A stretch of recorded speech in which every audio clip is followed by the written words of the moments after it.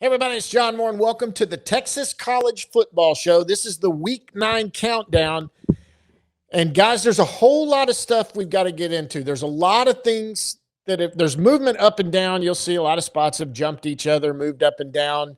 At the top, there's been some losses. All the way, there's only one undefeated team, so obviously we know who that is and who stays number one.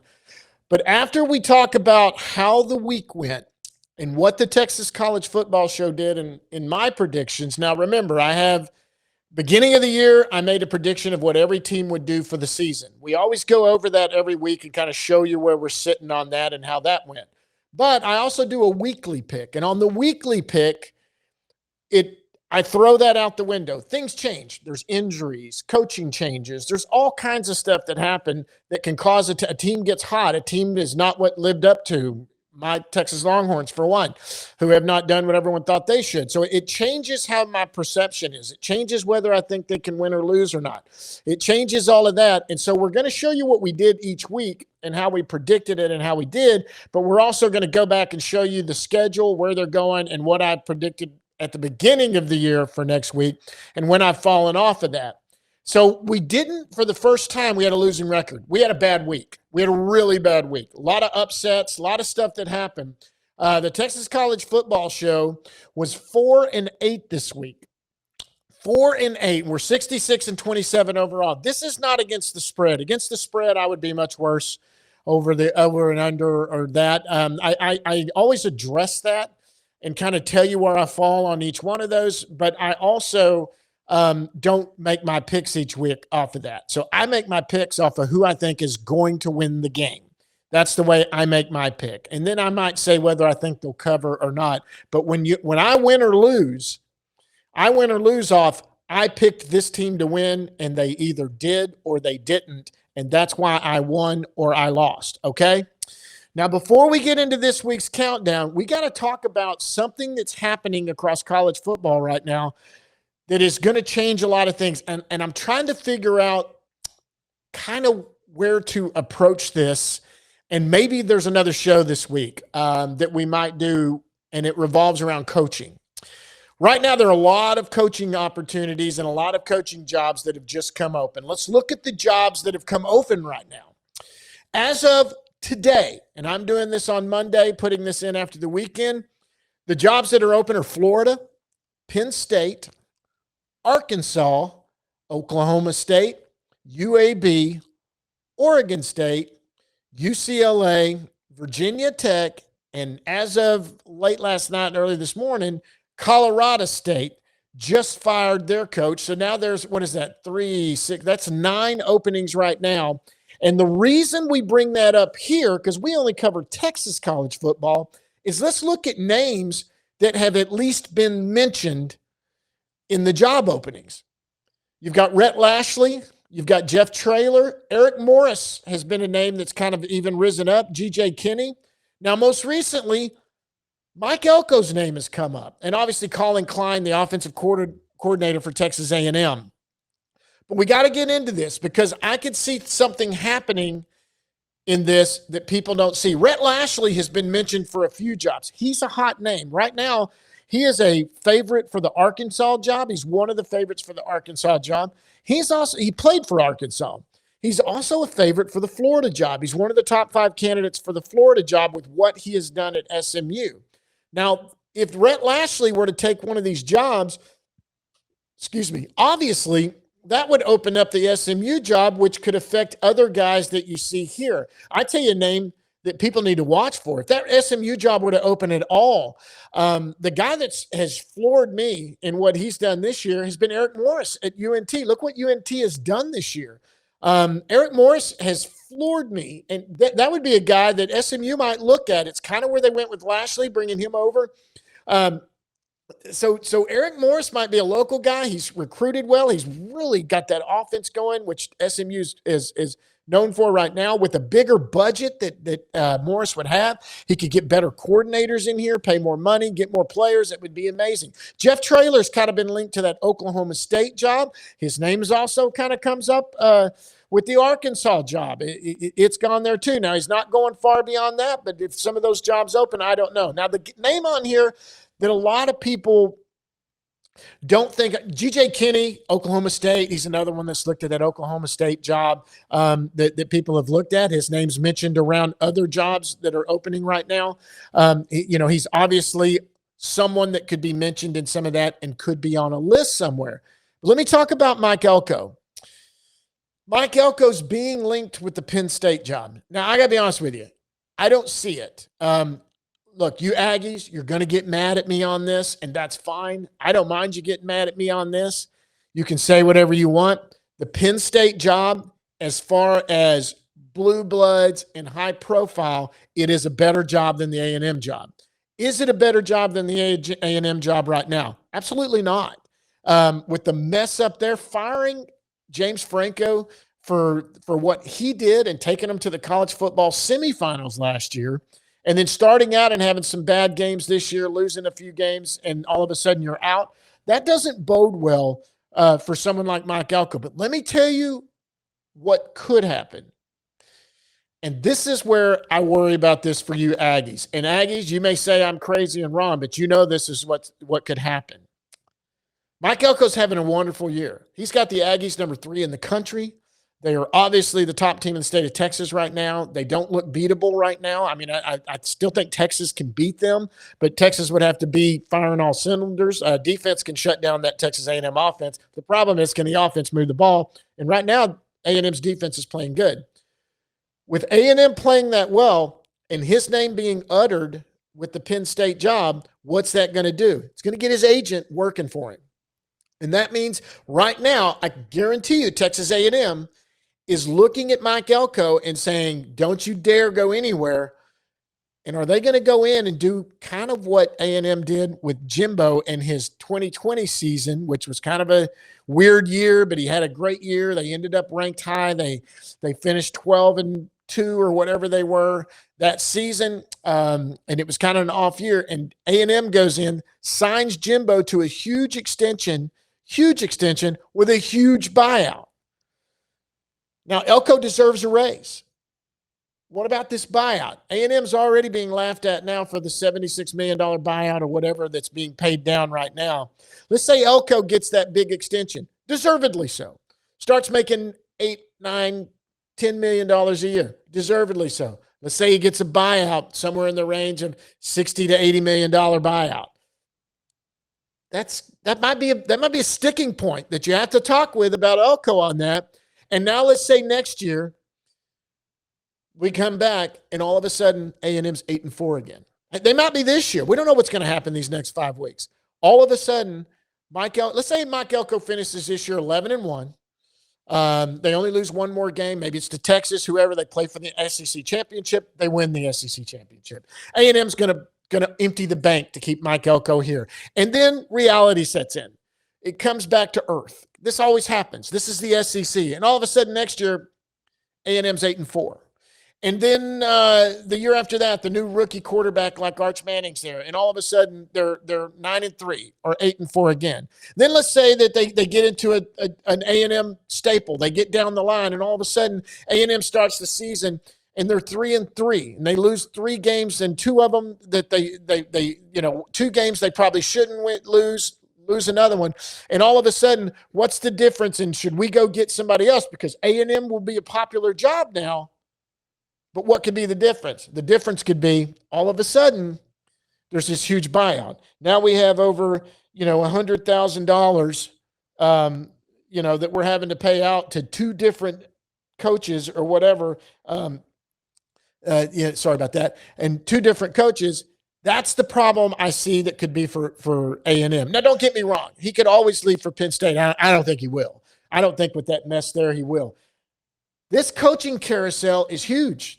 This is a big deal, and it's something that people really need to take a look at when this happens now.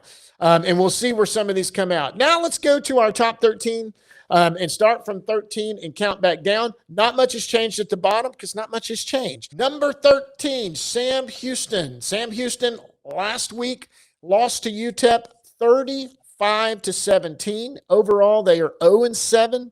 They are 0-3 in Conference USA. This was a miss. I had them winning this week. I really thought with the kind of the unsteadiness of UTEP and what I thought that they, what they had going on at quarterback, I kind of wondered whether or not Sam Houston couldn't go in there with Watson and win that game, but they ended up going. UTEP went with Locklear and ended up looking good. Now, in that same respect, let's look at what we did at the beginning of the year. At the beginning of the year, right now I'm 4-3. I was 4-0 starting. I figured they'd lose those first 4 games. Then I thought they would win the next 3, and they haven't. Look, Phil Longo gets a little bit of a pass here because Phil Longo is, let's be honest, it's his very first season. These aren't his players. He had some transfers in, and we had a defensive coordinator who transferred out when we talked about it. But nevertheless, look, I don't know where this thing goes. We got to see where this thing goes. Let's go to number 12. Number 12 is UTEP, the UTEP Miners. Obviously, this one's a little different here, guys. They won this week. They're 35 and they won 35-17. We just went over that over Sam Houston. They're 2-5. They're 1-2. This was also a miss. It's a miss because I obviously thought that Sam Houston was going to win that game, which meant I thought UTEP was going to lose that game. Scotty Walden has his ups and downs here. This is his second season. I think he's realized now that Locklear's the quarterback he needs to go with. Locklear had a decent game. He didn't play bad. Malachi Nelson, he's been playing sporadically, but this is a 5-star talent who is just not living up to that 5-star talent right now, like another quarterback in this group. Let's look at where we were at the beginning of the season. Right now, we are 4-3 on the season. I did have them losing to Sam Houston at the beginning of the year, and so I had them losing, and I stuck with that in my prediction this week. And 4-3 for the season. I have them going 6-6 total. They're going to have to get on the ball to get that going. Okay, let's go to number 11. Number 11 is the Rice Owls. The Rice Owls had a bye last week. They're 3-4, 1-3 overall. There was no hit or miss on this one. It's the only team that had a bye last week. This week they play UConn this Saturday coming up at 2 p.m. at ESPN+. UConn is favored by 10.5 points. There's a 48.5 over and under. I think they're not going to cover that under, but boy, I do think that they are going to get beat. Rice just does not. They're so one-dimensional right now. And I like what Rice has done, but they run that kind of that veer option. They don't pass for more than about 50 to 60 yards every game. They run the ball a lot. That catches up with you when you're that one-dimensional and you can't throw the ball. I think eventually it gets you. And UConn has scored a lot of points. And UConn's picked to win this one, and I have no problem seeing UConn winning this game. Where are we at with Rice from the beginning of the year? We're 6-1. We've kind of had it pegged going all the way along to UTSA. All the way to UTSA, it's still the same. Now, obviously, nothing's changed this week, but we're still 6-1 where we were because there was no change from that. Let's go to number 10. Number 10 is UTSA. The UTSA, boy, did y'all see what UTSA did? They lost to the University of North Texas 55-17. I know Jeff Traylor's being mentioned for some of these other jobs, but he is having some issues with his own house right now. Overall, they are 3-4. They're 1-2 in the American Conference. This was a miss. I thought UTSA would beat UNT. I got to be honest. I just thought UTSA had more talent. And I did not think that I thought UNT had somewhat of a weak schedule coming into this. And they've played some teams that they were probably not supposed to beat, and they've really beat up on everybody except University of South Florida, who just rolled them last week. If you look at what on that, but this is UTSA. Let's see where they have a bye this week, by the way. Right now, I'm 6-1 on them. I did have them beating North Texas at the beginning of the year, and I also had them beating them this week. I thought North Texas would come back to earth after getting run by South Florida last week. They weren't, and going with that, that's kind of where we landed on that. Now we are going to go to number 9. Number 9, Texas State, who has a bye this week, so they won't be playing. Another team not playing this week. They lost to Marshall last week, 40-37. They are 3-4 overall. They are 0-3 in the Sun Belt Conference. This was a miss. I thought they were going to win last week, guys. I had them beating Marshall this last week. They did not do it. That's another one of my 8 misses this week is them. Let's look at from the beginning of the week. We're 4-3. They've lost 3 in a row, and I did not have them losing those 3 in a row against Troy, Arkansas State, and Marshall. They have a bye week this week. Then they come back and they play like the next Tuesday. They played in Tuesday of not this week, but next week. And that's where their bye is, and they're going to play early in that week. Let's go to where are we at? Number 8? Number 8, down a spot, even though they won, is the Houston Cougars. This is my 5-star pick this week. They're down a spot. Last week, they beat Arizona 31-28. I had them winning 28-24. I was close on that. They did nothing to deserve to get demoted. Obviously, nothing. They won a game. They shouldn't have. The only reason I have them demoted one week, they're 3-0. By the way, they're 3-1 overall. This was a hit for me. You see there, it was a hit. The only reason I have this as a moving down is because who is moved up ahead of them. And we'll go to that in just a second. But first, let's look at the schedule and what we've done. By the way, did we say what we're going to do next week? We didn't. No, this week it's October 25th. They've got Arizona State. They're going to Arizona State. It's at 7 p.m. Central Time. ESPN2, it will be on. Arizona State is picked to win by 8.5 points, and the total of 47.5 points. I like what Willie Fritz has done. I really do. He's done a great job. I mean, this team's 6-1 right now. It's impressive.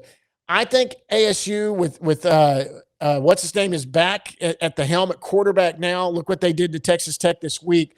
I just think they're going to win it. I've got ASU winning this one 31-20. I've liked what Wingman's done at quarterback, but I'm just really impressed right now with ASU and Leavitt. And I think Leavitt's back, and I think that's going to be the difference. Let's go to number 7, and the reason that University of Houston dropped. Number 7 is the North Texas Eagles, and they move up and jump a team that won because of how impressive their win was. Guys, Eric Morris, I don't know what he's got going over there, but good Lord, he has turned that offense around. They are holding teams. They didn't beat South Florida last week. They kind of got run on South Florida last week. They're 6-1 overall. They're 2-1 in the American Conference. This was a miss. I thought that UTSA would beat them. Not only did UTSA lose to them, UTSA got boat raced. Oh, my gosh. And doing that this week, this Friday night, they're playing at Charlotte. It's at 6 p.m. Central. It's on ESPN2. UNT is picked by 26.5 points. They're 58.5 over-under on that. I got them winning pretty much outright on this, pretty big. I didn't have them covering the 48.5 or 58.5 points, but that's just because I think they hold Charlotte down. I think UNT is going to win this one 48-14. It could be look, what they did that to UTSA, this could easily be a 58-14. It could be huge, and I think it will be. I just think at some point when you're doing this well and you're winning this big, there's a point where maybe you kind of call off the dogs, bring in your backups, and see what else can happen. Where are we on the season? We're not well, 4-3. There's a lot of games that I thought this team was going to lose that they have won. I thought they'd lose to Washington State. I thought they'd lose to Army. I thought they'd lose to UTSA. They are just proving me wrong all over the place. And you know what? I have as a win this week, so I should get a star on that one. I think they're going to cover pretty handily. Okay, it's time to go up to number 6. Number 6 is the Baylor Bears, who have dropped down a spot. Baylor lost to TCU 42-36. They're 5-2. They're 3-1 overall. This was a miss. I thought Baylor and how Sawyer has played, Sawyer Robinson. I thought that they were going to beat TCU. I really like him. I like how he's played. Boy, they got run. Hoover was amazing. They really did just kind of come out of that. So this was a miss for me. They are at Cincinnati this week. It's 3 p.m. Central Time.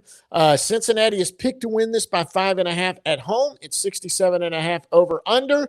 I think this is another close one, and I think Dave Aranda. I've said all along I thought one of the hottest seats in football right now was probably the Baylor job.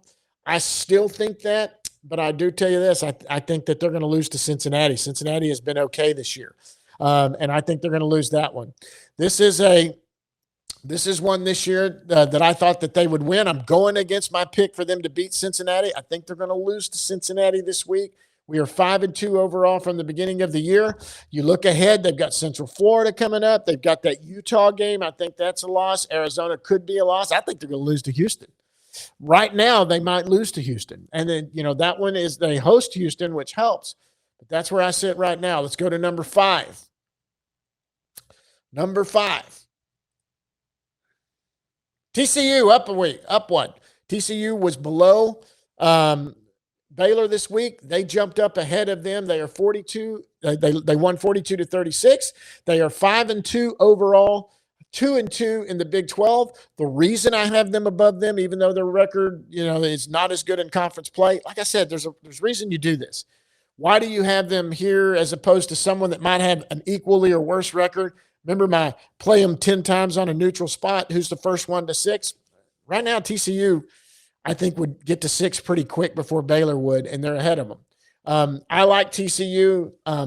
Look, that's another name to watch in the coaching ranks. I mean, look, I don't know what Sonny Dykes. I don't think he'll get offered too much, but this is a guy who's not afraid to jump ship.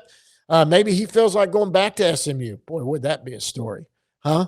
Left SMU, came over to TCU, and then SMU hires somebody that has kind of whipped his butt every year, and now you come back to it, and what happens after that? I got to tell you right now, that would be funny if Sonny Dykes did end up going back to SMU. I don't think it's going to happen, guys. He's happy where it's at, but who knows? Offensive mind there, it might be a name to watch. Where are we at on the schedule? The schedule, they're 8-4.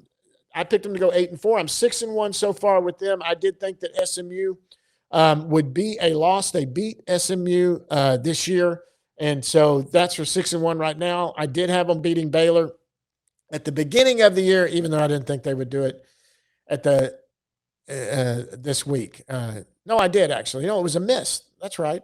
I did. I had Baylor winning that game. Let's go to number 4. Number 4, and somebody that I know that SMU fans are doing it right now. Number 4 is the SMU Mustangs, up another one. Boy, what a huge win.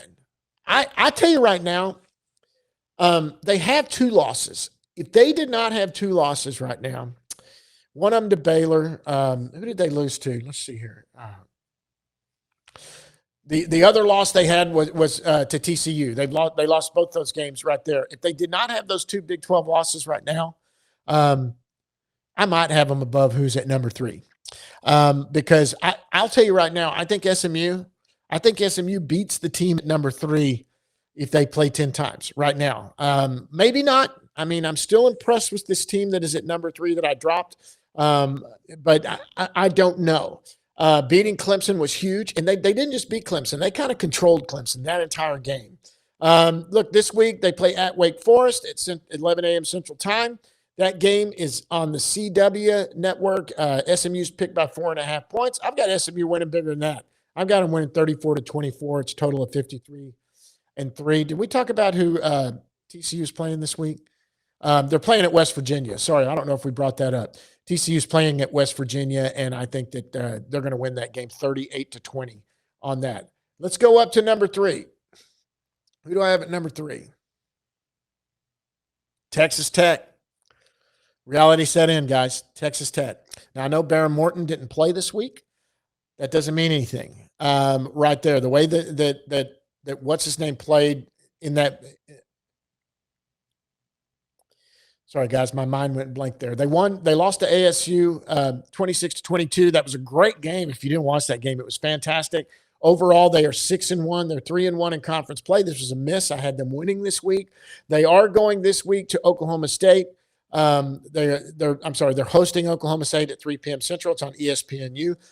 They're picked to win by 38.5 points. 38.5 points against Oklahoma State. I do have them covering. This could go wrong, though. I don't think there's any way Oklahoma State beats them. There's just not. It's not going to happen. But there is a chance that Oklahoma State could cover this. I think that they could get within 38.5 points easily.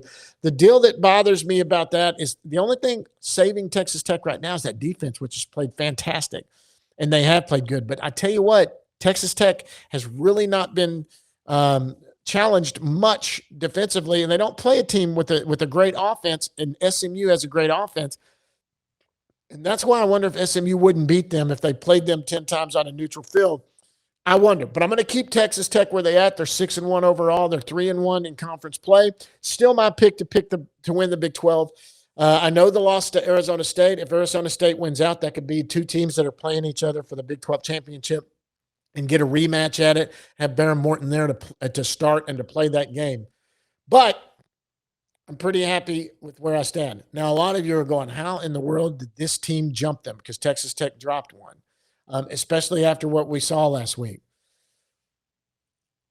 Number 2, guys, I have Texas Longhorns at number 2. They've worked their way back up. Yes, I know what looked like last week, and I bumped them up. And I tell you why I bumped them up. I know this offense is struggling.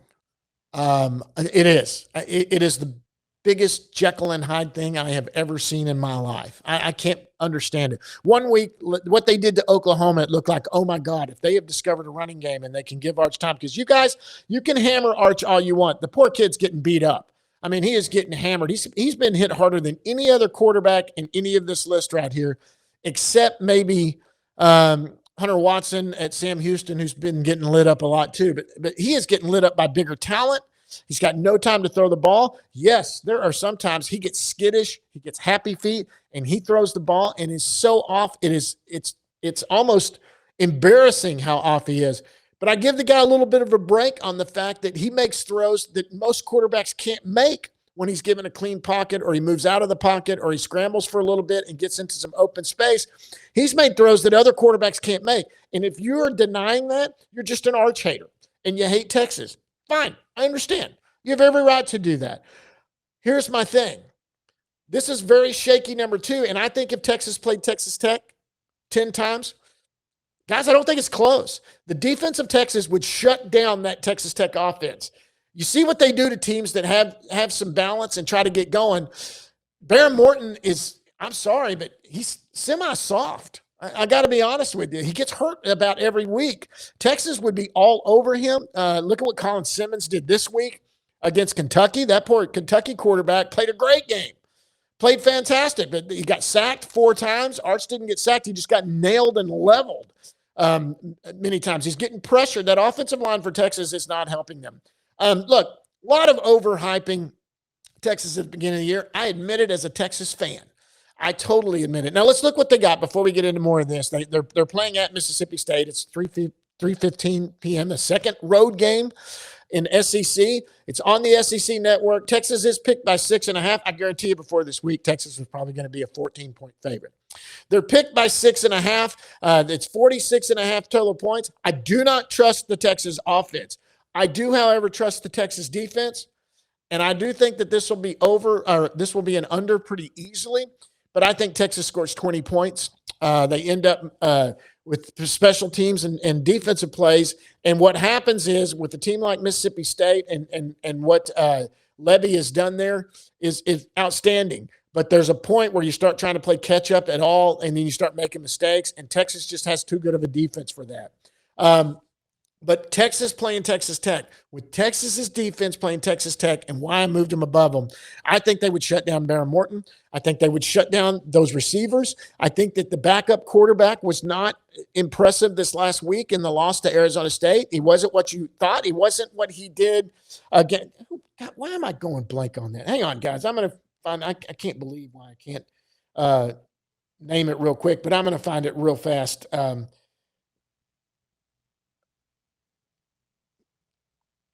Right here, and Will Hammond. God, Will Hammond. The name was, you know how it gets stuck in your head, and I keep saying every other name but Will Hammond. Will Hammond was not that impressive. He threw for 167 yards, 2 touchdowns, an interception. A lot of short stuff. Looked like Arch, tell you the truth. But he doesn't have Arch's legs to do that. That's why I think Texas would beat Texas Tech, and I have them there. Now, would Texas Tech beat A&M if they played 10 times on a neutral field? I can't see it right now. Sure, that can all change before we get to that week. And that could change, and maybe at some point I put them ahead of Texas A&M. Texas A&M only deficiency right now. And let's get to our number one team, by the way. Since we already almost previewed it for a second, let's go to number one. Pretty simple to see who is number one. Number one is Texas A&M. There's no reason not to have them number one. They're undefeated. They beat Arkansas 45-42, just like I thought it was going to be a close game. And it was a close game, not because I didn't think Texas A&M wasn't a better team. I just thought that you're going there for a coach who's trying to play he's trying to impress Arkansas brass so that he can take over that job, and Petrino wants to be back there again. It's not going to happen. I think he's wishful thinking on his part, but they went in and handled them. They're 7-0, guys. 7-0, only undefeated team in the SEC. They're 4-0 in SEC play. This was a hit. I thought they were going to win. This week they are at LSU. They are at LSU. They're playing at 6:30 Central Time. It's on ABC. A&M is picked to win by 2.5 points, and they're 48.5 over under. I think they lose this game, guys. I think they lose this game. I think that LSU is, I honestly, I think that LSU has been watching this one. I think that they're going to win this one 28-20. I think that the biggest deficiency that I see so far in Texas A&M is Marcel Reed throwing the ball long. He had some good throws against Arkansas. In fact, at the end, when they had to secure it, he made a couple of really nice throws, and he's capable, and his legs help him a lot. Running game still a little bit of an issue that I'm worried about. Although they did well, with Moss out, they're gonna, with Le'Veon Moss out, they're gonna be kind of dependent there on the backup running back, which is fine. They still got some great stable running backs there, but I think that Marcel Reed with pressure, and one thing LSU has, guys, go back and look at the LSU record and their scores and their games. Their defense plays well. They've got a good defense. It's secondary, I think, that's a little questionable for LSU, but then, you know what? If you're getting pressure on Marcel Reed and you contain Marcel Reed and his legs, that's where you might run into a problem. Now, on the same thing, Nussmeier has been horrible. Everybody thought he might be a Heisman favorite this year. He hasn't been. And so Texas A&M's defense has played well enough that this could totally flip. It would not surprise me to see A&M win this game. And in fact, I think A&M's probably the better team. I got to be honest with you. I do think they're the better team. But this is one of those playing in Baton Rouge. A&M has not played on the road yet. They've had the comfort of playing at home a lot. Now they're going to be on the road at LSU. I think that Kelly's playing for his job there. And I think they're going to pull out every wrinkle they can. I think they're going to do anything to open it up, and I think that is an issue. Where am I at from the beginning of the year? Beginning of the year, I had A&M going 9-3. 9-3 is still attainable. Do I think there are 3 losses there? I don't right now. The most likely ones are LSU and Texas. I know Missouri is questionable because they're playing at Missouri. And that could obviously be one right there. I think South Carolina's proven that the only thing they really have is Lenora Sellers. And so I think that A&M hosting South Carolina is going to beat them. Of course, Samford's an easy win. LSU, if they beat LSU, they're not going to – I'm going to be wrong for the season. If they beat LSU, they'll be at least a 10-2 team. I don't think that there's 3 losses there. I don't think there's 3 losses here, no matter what. If they beat LSU, I just don't see it. Then you're talking about they would have to lose 3 of the next 4. That ain't going to happen. They're going to be a 10-2 team. And honestly, 10-2 likely puts them in the SEC championship. If I'm honest, that means they beat LSU. That's kind of knocked them out of contention anyway. They're already pretty much out of it. It would be maybe a Texas team. If Texas wins out, I don't see how. I don't know how they go into Georgia and win, but we'll see. We'll see when we get there. Texas is probably going to beat Mississippi State this week. I think Texas can beat Arkansas. We didn't even look at that schedule. We will in a second. Guys, I really think that A&M. I picked Texas to possibly go undefeated at the beginning of the year. A&M could do it. I think they could. Could there be 3 losses? Yes, there could be. I do have them losing to LSU.